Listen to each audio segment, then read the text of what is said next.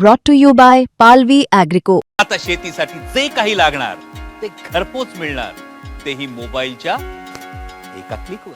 मी एकदा पाहिलाय, मला मूवी आवडली, मी दुसऱ्यांदा पाहणार आहे ते सगळे डायलॉग्स नीट ऐकायला, आणि तिसऱ्यांदा मी पाहणार आहे कारण धुरंधर नावाचा मूवी आहे ज्याच्यामध्ये रहमान डकेत नावाचा कॅरेक्टर आहे जे अक्षय खन्नाने केलं. त्याचा डान्स सोशल मीडियावर व्हायरल आहे आणि गँगस्टर होता तो कराचीतला. आता काल विधान परिषदेमध्ये एकनाथ शिंदे यांनी भाषण केलं आणि त्याच्यामध्ये त्यांनी मुंबईची तिजोरी लुटणारे उद्धव ठाकरे हे रहमान डकेत आहेत अशा प्रकारचं स्टेटमेंट त्यांनी केलं. कुणाला पण विलन ठरवायच्या आधी आपण स्वतःकडे बघायला पाहिजे ना कोणी, असं म्हणून ते थोडं चुकीचं आहे. अनाकोंडा येणार, मुंबईत येणार वगैरे उद्धव बोलतात ना अनाकोंडाच्या चहाला. ते पण ते डकेते झाले ना, मोठे डकेत झाले ते, यांच्यापेक्षा मोठे डकेते आहेत. विजय माल्या झाले, ते मोदी, नीरव मोदी वगैरे झाले, बरेच मेहुल चोक्सी वगैरे सगळं केलेलं डकेते. त्याच्या थैल्या होत आहेत आणि दाखवतायत व्हिडिओ, त्याच्याबद्दल बोला ना. काय कळलं की नाही? आणि तुम्ही ते धुरंधर म्हणताय, इथे छत्रपती शिवाजी महाराजांचा अपमान होतो, मराठी माणसाचा अपमान होतो, त्याच्याबद्दल हा एक शब्द बोलत आणि म्हणतो मी बाळासाहेबांच्या याच्यावर पावलावर पाऊल चालणार, हे अनुकरण करणार आहे. ते अमित शहा अनाकोंडा म्हणतात, मग यांनी म्हटलं तर काय चुकीचं बरोबर आहे. त्यांनी स्वतःचा नको विचार करायला. आपण असं म्हणताना आपण पण पहिले तिकडेच होतो, मग त्या डकैतमध्ये आपण पण आलो की नाही. ते उद्धव आणि यांचं काय एकनाथ शिंदेचं नातं आता काय आहे ते आम्ही जुने शिवसैनिक म्हणून तुम्हाला मी सांगतो. हे जे एकनाथ शिंदे म्हणतात ना धुरंधर वेगळे पिक्चर जे आहेत डायलॉग, अहो ते तर त्यांच्यात होते, तेच करत होते. हे काय करत नव्हते ना, तेव्हा राजकारण कोण करत होतं, मंत्री कोण होते? आठ खात्याच्या मंत्रीच्या फायली तुमच्याकडे होत्या. काय चुकीचं असं आहे एकनाथ शिंदेकडे? असेल काहीतरी जे त्यांना माहिती असेल उद्धव ठाकरेंना. पण उद्धव ठाकरेंना रहमान डकेत का म्हणावं लागतं एकनाथ शिंदे? कारण त्याच्याकडे आता बोलायला दुसरे काही नाही, कुठल्या उपमा द्यायच्या कुठल्या तरी, कळलं की नाही? शरद पवारांना सोडलं, मग बाळासाहेबांना सोडलं, आणि आता फक्त बाळासाहेबांचा फोटो का पाहिजे? सध्या सगळीकडे धुरंधर या मूवीची चर्चा होते आणि चर्चेचं कारण म्हणजे अक्षय खन्ना. कारण अक्षय खन्नाने पाकिस्तानमधल्या कराची शहरामध्ये जो कुख्यात गँगस्टर होता रहमान डकेत, याची जी भूमिका साकारली आहे त्याची चर्चा होते. त्याच्या डान्सची सुद्धा अनेक लोक रील बनवतात. पण आता हाच मुद्दा राजकीय वर्तुळात सुद्धा चर्चेला जातोय. कारण काल विधान परिषदेमध्ये राज्याचे उपमुख्यमंत्री एकनाथ शिंदे यांनी उद्धव ठाकरे यांच्यावरती टीका केलेली आहे की मुंबईची तिजोरी लुटणारे उद्धव ठाकरे हे मुंबईचे रहमान डकेत आहेत अशा प्रकारे त्यांनी टीका केली आहे. म्हणूनच लोकांची मतं जाणून घेण्यासाठी अनेक महानगरपालिका निवडणुका या तोंडावर आहेत, म्हणून त्यांच्या टीकेला नेमका रेफरन्स काय हे जाणून घेण्यासाठी आम्ही शिवाजी पार्कमध्ये आलेलो आहेत. शिवाजी पार्क हा दादरचा अत्यंत महत्त्वाचा भाग आहे जिथे शिवसेनेचं उगम झाल्याने सगळ्या सभा तिथे होत असतात. मला सांगा, काल तुम्ही एकनाथ शिंदेचं भाषण ऐकलं असेल, त्यात त्यांनी उद्धव ठाकरेंना रहमान डकेत म्हटलंय. तुम्हाला माहिती आहे रहमान डकेत काय? तुम्ही मूवी बघितला? तुम्ही बघितलेला आहे. तो रहमान डकेत एक गँगस्टर असतो पाकिस्तानचा, तो दाखवलेला त्या मूवीमध्ये. पण काय तुम्हाला काय वाटतं की आता त्यांचा रेफरन्स असा आहे की मुंबईतले पैसे कुठे गेलेत वगैरे? नाही, पैसे तर कुठे गेलेले नाही, आणि आरोप पर म्हणजे वेगळाच आरोप लावलेला आहे शिंदे साहेबांनी उद्धव साहेबांवर. ॲक्च्युअलमध्ये पैसे कोण खात नाहीये, हे पैसे सर्व विकासाच्या कामासाठी लागतात. आता ते विकासाचं काम मुंबईमध्ये अक्षरशः दिसतंय. आणि कुठलाही सरकार येऊ, कुठलाही पक्ष असो, तो पक्षाचा फक्त नियम असा आहे की आपलं काम करून दाखवावं. माणसांना ते काम दिसतं. पैसे कोण खात नाहीये. माणूस हा प्राणी आहे, तो जेवण अन्न खातो, पैसे कोण खात नाही. आणि पैसे खाण्याचं कारण कोणाला काही दिसत पण नाहीये, फक्त हे एकमेकावर फक्त आरोप लावतात. धुरंधर बघितला मूवी? नाही बघितलं. नाही बघितला. मी सांगतो तुम्हाला, धुरंधरमध्ये रहमान डकेत नावाचा कॅरेक्टर आहे जो कराचीमधला कुख्यात गुंड होता. आणि काल उपमुख्यमंत्री एकनाथ शिंदे यांनी विधान परिषदेमध्ये उद्धव ठाकरे यांचा उल्लेख मुंबईचे रहमान डकेत असा केलाय. नाही, मला काहीच माहित नाही, त्यामुळे काय बोलू शकत नाही. तुम्ही असताय? मला पण माहित नाही. होय, धुरंधर बद्दल मला काहीच माहिती नाही आहे, त्याच्यामुळे मी त्याच्यावर काय बोलू शकत नाही. माहिती नाही तर उगाच बोलण्यात अर्थ नाही. पण तुम्हाला असं वाटतं का अशा पद्धतीची टीका करणं कितपत योग्य आहे? हा, अशा पद्धतीची टीका करणं कितपत योग्य आहे? आता टीका चालूच असतात एकमेकावरती. उद्धव ठाकरे पण करतात. अनाकोंडा येणार, मुंबईत येणार वगैरे उद्धव बोलतात ना अनाकोंडाच्या चहाला. तर ती काय हरकत नाही करायला याच्यावरती उद्धववरती. तुम्हाला असं म्हणायचं की ते अमित शहा नायनाकोंडा म्हणतात, मग यांनी म्हटलं तर काय चुकी? काय चुकीचं बरोबर आहे, सांगता येत नाही काही. हो मग तोंड टाकू नका तिकडे. त्यांचा मुद्दा असा म्हणण्याचा आहे की त्यांनी अमित शहाना अॅनाकोंडा म्हटलेलं होतं. मग जर त्यांना काय रेमंड डकेत जर एकनाथ शिंदे म्हटले असतील तर मग काय याच्यामध्ये काय गैर आहे? काही गैर काही नाही, बरोबर आहे. अजून एक लोक हे सुद्धा सांगत होते की आता निवडणुका आज किंवा उद्या इथे मुंबईत जाहीर होऊ शकतात. मग अशा वेळेला उद्धव ठाकरेंना रेमंड डकेत म्हणणं हे कितपत तुम्हाला बरोबर वाटतंय? नाही ते चुकीचं आहे थोडंसं. चुकीचं आहे. असं ते पिक्चरचं ह्याच्यात आणलं. बघितला ना तो मूवी? बघितलं. कुणाला पण विलन ठरवायच्या आधी आपण स्वतःकडे बघायला पाहिजे ना कोणीतरी, असं आहे. म्हणून ते थोडं चुकीचं आहे. त्याचा रेफरन्स असा होता की त्यांचं असं म्हणणं होतं की मुंबईच्या तिजोरीवर दरोडा टाकणारे उद्धव ठाकरे हे मुंबईचे रेमंड डकेत आहेत. कोण म्हणतं असं? एकनाथ शिंदे म्हणतात. त्यावेळेला ते पण तिकडेच होते की त्यांच्याकडे होते ना. मग त्यांनी स्वतःचा नको विचार करायला. आपण असं म्हणताना आपण पण पहिले तिकडेच होतो, मग त्या डकैतमध्ये आपण पण आलो की नाही हा विचार करायला पाहिजे ना त्यांनी. ते काका म्हणतायत की काही दिवसांपूर्वी उद्धव ठाकरेंनी अमित शहाना अॅनाकोंडा म्हटलेलं होतं. ते राजकारणाचे हेवेदेवे चालूच असतात, सगळेच म्हणत असतात एकमेकांना. पण दुसऱ्यावर आरोप करताना आपल्याकडे पण काहीतरी असेल चुकीचं म्हणूनच आरोप काय चुकीचं असं आहे एकनाथ शिंदेकडे असं? असेल काहीतरी जे त्यांना माहिती असेल उद्धव ठाकरेंना. असं आहे, कोणी चांगलं आणि कोणी वाईट हा भाग नाही आहे. सगळे सारखेच आहेत आमच्यासाठी. पण इकडे भारतीय जनता पार्टी सुद्धा आहे, त्यांचंही स्वप्न आहे मुंबईवर महापौर बसवण्याचं. हो आहेच ना, ते तर पूर्ण जोर लावणार आहेत. ते लावणारच जोर, कारण मुंबई महानगरपालिका देशातली श्रीमंत महापालिका म्हटलं जातं सगळ्यात. त्यामुळे सगळीच जोर लावणार मायडे पाहिजे म्हणून ती, म्हणून बीजेपी पण लावणार जोर. ते त्याला चुकीचं म्हणतायत. इथं अजूनही काही लोक आहेत.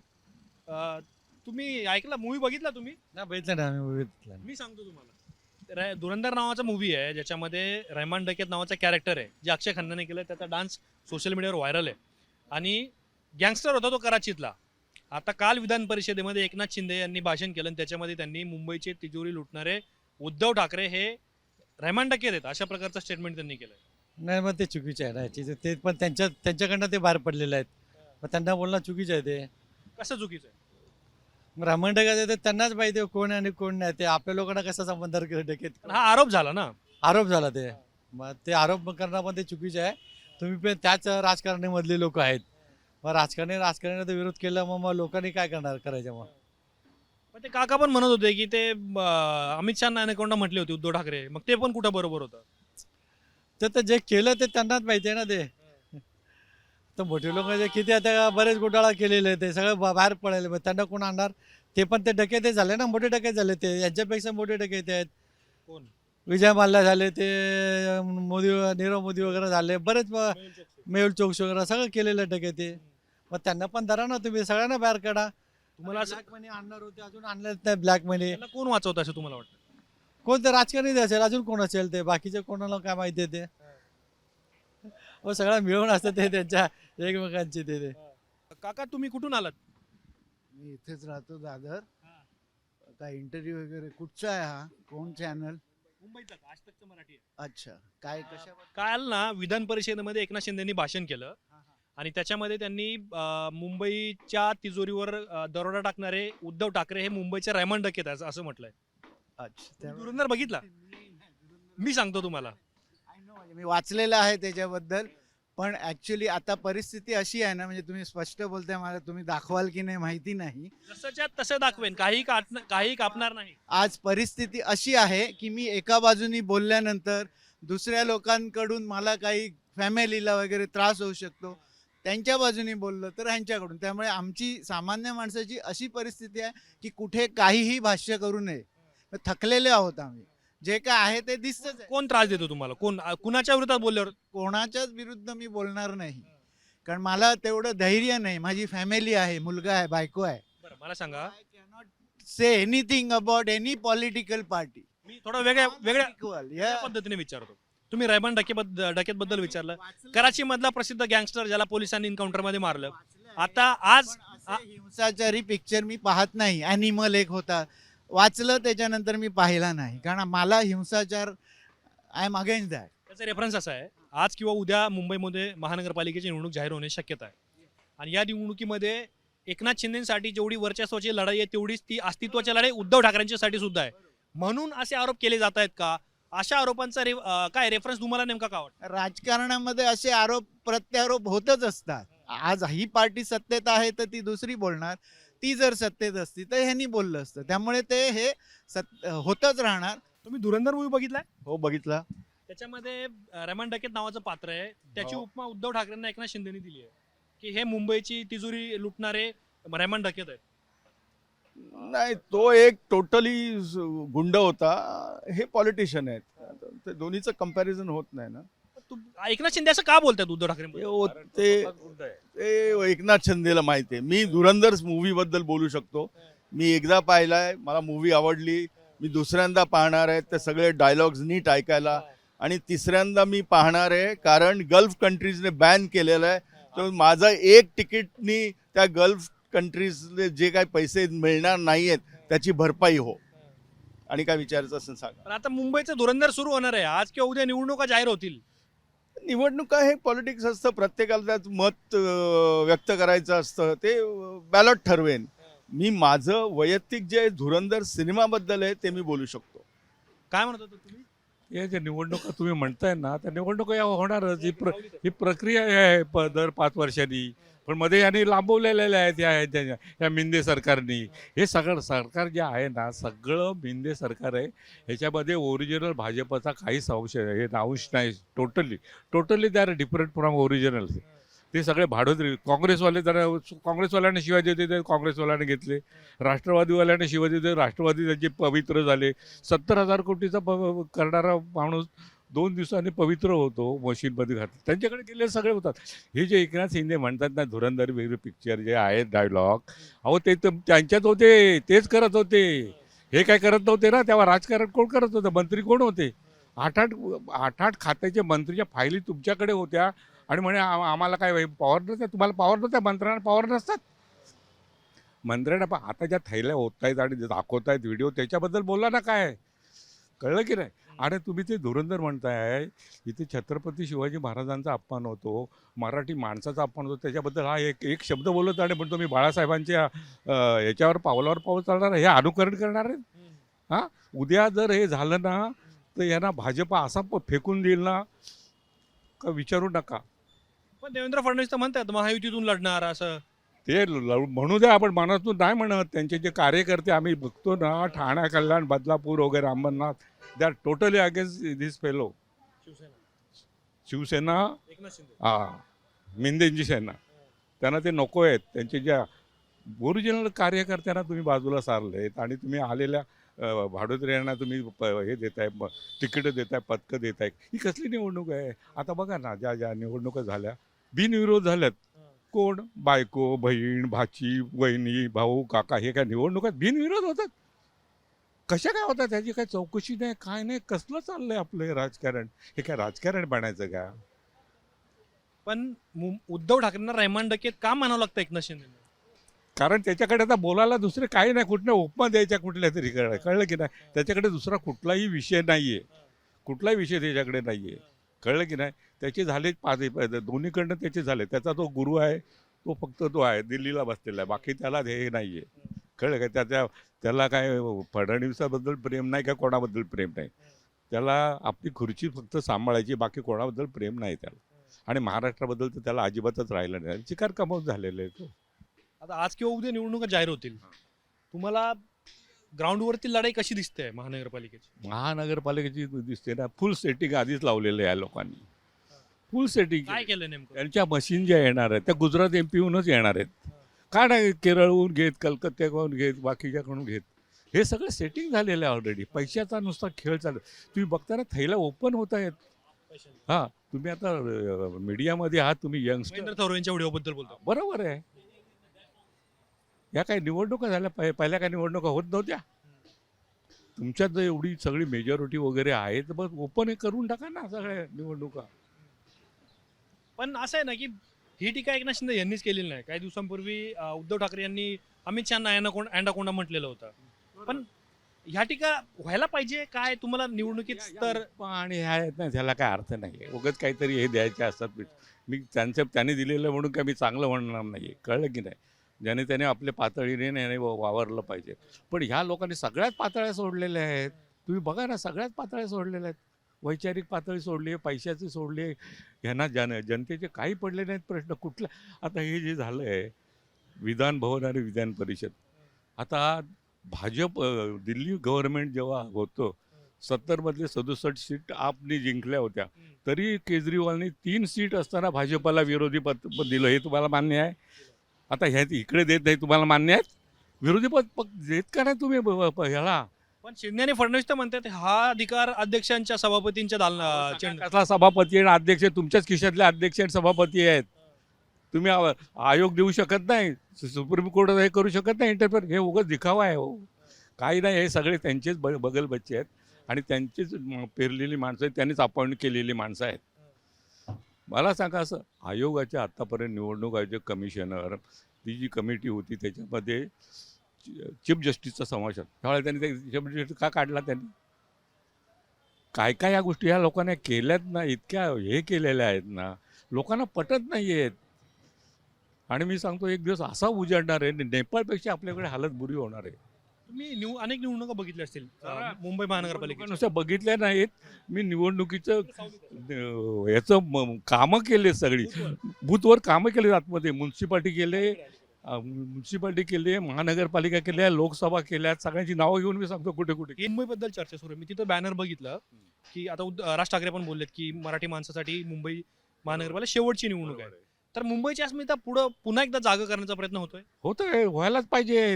हे दोन बंधू जे हे गेले एकत्र आलेत ना, तेव्हा यांचा सगळ्यांचा जळफळाट झालाय आणि आतून त्यांची ते आतून इतके घाबरलेत ना, कुठल्या ह्याच्यावरती हे करत आहेत त्यांनी. आता मला सांगा, आतापर्यंत कुठल्या मराठी, तो श्रीनगरचा आला होता, बॉम्बे झालं म्हणे, नाही झालं तर IIT पवईचं, मुंबई नाही झालं, मला फार आनंद झाला.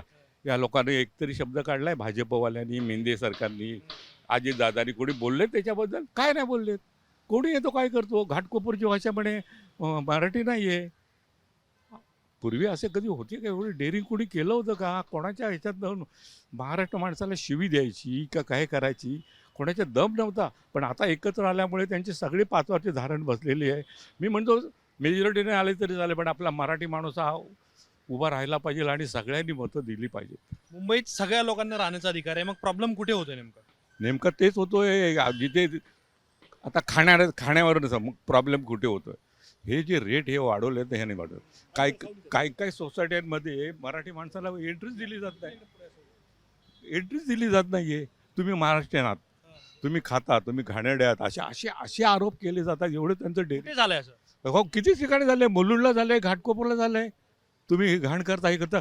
बदलापूरसारख्या ठिकाणी, विरारसारख्या ठिकाणी जे बाहेरने लोक आले ते बोलतात आपल्याला परप्रांतीयांची एवढी डेअरिंग काय व्हावी? कारण ह्यांनी जे फोडाफोडी केलेत ना, याच्यामुळे सगळं झालेलं आहे. आणि हे दोन एकत्र जर आले ना, हे झाले ना, ह्यांना नक्कीच हे मिळणार आहे, यावेळेला जर मिळणार आहे, धक्का बसणार आहे. काल एकनाथ शिंदे उद्धव ठाकरेंना उद्देशून रेमंड डकेत म्हणाले. तेच म्हणतो तुम्हाला की उद्धव आणि यांचं काय, एकनाथ शिंदेचं नातं आता काय आहे ते आम्ही जुने शिवसैनिक म्हणून तुम्हाला मी सांगतो, बाळासाहेबांच्या राज्यातले. हे मला पटत नाही. आता काय माहीत नाही, आता किती कोण खरं बोलतं आणि कोण किती खोटं बोलतंय. हे आता आपण जगजाहीर TV वरच्या बातम्या बघतो, तुमच्या या बातम्या असतात, ते एवढ्या म्हणजे न पटणाऱ्या आम्हाला तरी आहेत. तुम्हाला म्हणजे एकनाथ शिंदे असं का बोलतात उद्धव ठाकरेंबद्दल? काय वाटतं तुम्हाला? आता काय, शेवटी काय राजकारण आहे ना, राजकारण आहे. राजकारणावर आपण काय बोलू शकत नाही, कारण कोण कधी एकमेकाला मिठ्या मारतील आणि कधी लात मारतील कुल्यावर, त्याचा काय भरोसा नाही राहिला. आणि आम्ही अनुभवलेले आहेत. मी पण 75 वर्ष पूर्ण झालेला माणूस आहे, त्याच्यामुळे आम्हाला हे सगळं राजकारण मुंबईतलं आम्हाला माहिती आहे. कसं असतं मुंबईकरांचं? शेवटी किती झालं तरी आम्ही मराठी माणसं आहोत. शेवटी मराठी माणसाबद्दल आम्हाला आदर असणारच आणि पाहिजे. आपण दुसऱ्याबद्दल, कोणत्याही जातीबद्दल आमचा भेदभाव नाही की बाबा ह्यांनी राहिलं पाहिजे, ह्यांनी हे केलं पाहिजे, असं काही नाही आहे. सगळ्यांनी राहा, पण शांतपणे एकत्र एकमेकाला समजून घेऊन राहा, असं एवढीच आमची इच्छा असते, बाकी काय नाही. तिथं मी एक बॅनर बघत होतो, त्याच्यामध्ये लिहिलं होतं की मुंबईसाठी एकत्र आलं पाहिजे मराठी माणसाने. राज ठाकरेंनी काही दिवसांपूर्वी स्टेटमेंट केलं की मराठी माणसासाठी शेवटची निवडणूक, संधी किंवा निवडणूक आपण ज्याला म्हणूयात. मराठी अस्मितेचा मुद्दा पुन्हा एकदा जिवंत केला जातोय असं मला. पण मी शिवसैनिक असल्यामुळे मला तेच प्रामाणिक वाटतं की मराठी माणसाने एकत्र येऊन काहीतरी केलं पाहिजे चांगलं. बाकी कोणाच्या विरुद्ध कोणाला हे करायचं, कोणाला त्रास द्यायचा, कोणाला इथं राहायचं नाही, कोणाला काय हे करायचं नाही, असलं आमचं हे नाही आहे मराठी माणसाचं. तुम्ही शिवसैनिक एकत्र राहा. शिवसैनिक म्हणून आता मला लक्षात आलं की पूर्वी असं व्हायचं ना की एखाद्या सोसायटीमध्ये मराठी माणसाला घर नाकारलं गेलं, मराठी माणूस काय खातो म्हणून आत्ताच्या गोष्टी या गोष्टी अजूनही घडतात त्या गोष्टी. तर घर नाकारलं गेलं, कोण काय खातं म्हणून वाद झाले, हो, बरोबर किंवा आहे. मुंबई महाराष्ट्राबद्दल कुणी काय बोललं गेलं तर राडे व्हायचे. इव्हन तुम्हाला माहिती असेल वानखेडेची पीच उघडून टाकलेली होती त्यावेळेला. आता शिवसेना कमी पडते का लोकांपर्यंत जाण्यात, किंवा ते मुद्दे लोकांपर्यंत? आता काय माहिती आहे, शेवटी हल्ली पैशाचा खेळ चालू झालेला आहे. हां, हे काय राजकारण राहिलेलं नाही. किती तुम्ही चांगले राहा, पैसे तू देतोस तुझ्याकडे जातो, तू देतोस तुझ्याकडे येतो, असलं घाणेरडा प्रकार आहे ना, ते आम्हाला न पटणाऱ्या गोष्टी आहेत. कारण आम्हाला आणि त्याची इच्छाही नाही, पैशाची लालच नाही, त्यामुळे हे पटत नाही मला. पण आता काय करणार, शेवटी प्रत्येक माणसाच्या मनाचा विचार आहे, त्याचे समजूत आहे, त्यांना जे आवडेल ते करतात, आपण काय बोलू शकत नाही. आता बघतो ना आम्ही किती राष्ट्रवादी काय तुमचं सेनेवाली काय एकनाथ शिंदे काय एवढे होते, आणि आता एकदम पलटी मारून सगळे शरद पवारांना सोडलं, बाळासाहेबांना सोडलं, आणि आता फक्त बाळासाहेबांचा फोटो का पाहिजे, की मराठी माणसाची मतं आम्हाला पाहिजेत, एवढंच. बाकी काही प्रेम नाही आहे असं मला तरी वाटतं. ठीक आहे, आता प्रत्येकाची ही आहे, इच्छा आहे, आणि प्रत्येकजण आता हल्ली पैशाकडे बघतो. माणूस की राहत नाही, माणसाबद्दल प्रेम नाही आहे, काय असला प्रकार झालेला आहे. न पटणाऱ्या गोष्टी असतात तरीसुद्धा आपण आता गपचूप बसून शांतपणे बघायचं, आपल्याला जे योग्य वाटेल ते करायचं, बस एवढंच आमची इच्छा आहे. उद्धव ठाकरे अमित शहाना कधी काळी ॲनाकोंडा म्हटलेले होते, मग आता एकनाथ शिंदे म्हणतायत, तिथे काका म्हणत होते की उद्धव ठाकरे पण म्हणतात असं अनेकदा. काय अनाकोंडा ॲनाकोंडा म्हटले होते अमित शहाना. हां. काय अफजल खानाचे फौज आहे ते वगैरे कधी काळी. आता मला तुम्ही सांगा, की BJP वाले जे काय म्हणतात ते संघवाले आहेत, ते तुम्ही इथे म्हणतात आहे नाही करत, आणि तिकडे जाऊन त्यांची पार्ट्या सोडतात, ते सगळे करतात व्यवहार तुमचे, त्यांना भेटतात काय, गळे लावतात काय, त्यांच्याकडे जाऊन नमाज काय पडतात. मला न पटणाऱ्या गोष्टी, त्यामुळे आता ही लोकांना केवळ फसवणूक करण्याकरता हे सगळे, आणि लोकांची मतं आता आपल्याला पाहिजेत, आम्हाला आमच्या हातात राज्य पाहिजे, सगळं भारत देशाचं सत्ता पाहिजे, एवढी त्यांची अपेक्षा आहे, बाकी काही नाही. त्यांचं पल्लं मोठं आहे आणि ते मुंबईचे विकासासाठी योग्य ते योग्य काम अपूर्तेपणे करतात. व त्यांचे चिरंजीव आदित्य तेही खूप छान काम करतात. ते पर्यावरण मंत्री पण होते, त्यांनी बी भरपूर काय डेव्हलप केले, गार्डन्स वगैरे छान केले. तुम्हाला असं वाटतं की तुम्हाला असं वाटतं का की एकनाथ शिंदे ही टीका का करतायत, त्यांना रहमान डकेतची उपमा का द्यावी लागते उद्धव ठाकरेंना?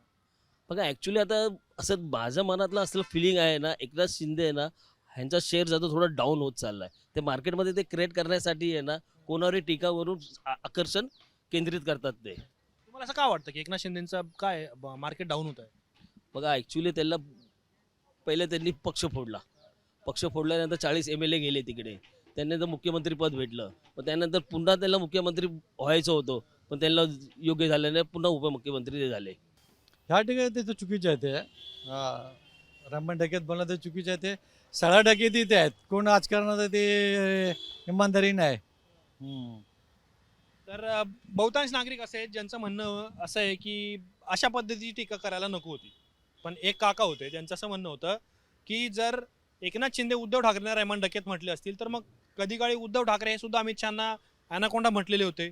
अशा प्रकारचा सवाल तो त्यांनी सुद्धा उपस्थित केला. त्याच्यामुळं अशा पद्धतीचे काय विशेषणं लावली जातात राजकारणात, तर त्यावरून सुद्धा आता नागरिक विचार करायला लागलेत.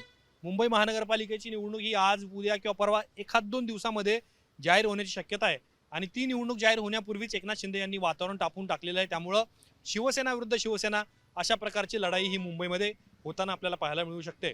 तुम्हाला या सगळ्या प्रकरणांबद्दल काय वाटतं कमेंट बॉक्समध्ये मला नक्की सांगा. कॅमेरामॅन मंगेश सोबत मी आतिक, छत्रपती शिवाजी पार्क, मुंबई.